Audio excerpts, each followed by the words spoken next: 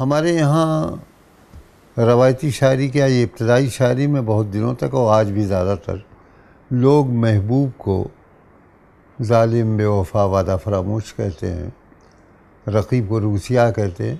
لیکن اب یہ تصور بدل، فیض نے رقیب کے اوپر ایک اچھی نظم لکھی اور محبوب کے سلسلے میں تو یہ کچھ اسی طرح کا ایک رجحان ہے کہ بے وفائی ضروری نہیں ہے کہ محبوب ہی کی جانب سے ہو، عاشق خود بھی بے وفا نکل سکتا ہے، وہ آنا چاہیے تھا. ہاں تو یہ کہ اس میں یہ اصل میں بہت ہی نقطۂ نگاہ کے اعتبار سے تو ہے، ورنہ کوئی، لیکن اس کو بھی جاننا چاہیے کہ ترک محبت اپنی خطا ہو، ہمیشہ اس کی خطا کہا جاتا ہے کہ ترک محبت اپنی خطا ہو، ایسا بھی ہو سکتا ہے.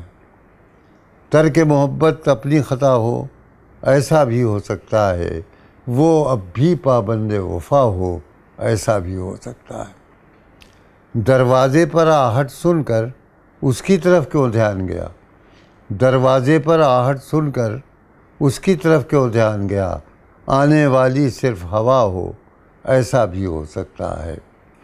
اور یہ شعر سے بات فرمایا کہ حال پریشاں سن کر میرا آنکھ میں اس کی آنسو ہیں، حال پریشاں سن کر میرا آنکھ میں اس کی آنسو ہیں، میں نے اس سے جھوٹ کہا ہو، ایسا بھی ہو سکتا ہے.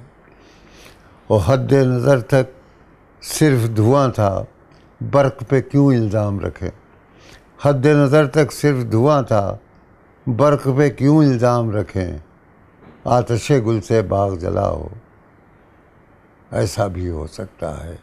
آتش گل سے باغ جلا ہو، ایسا بھی ہو سکتا ہے.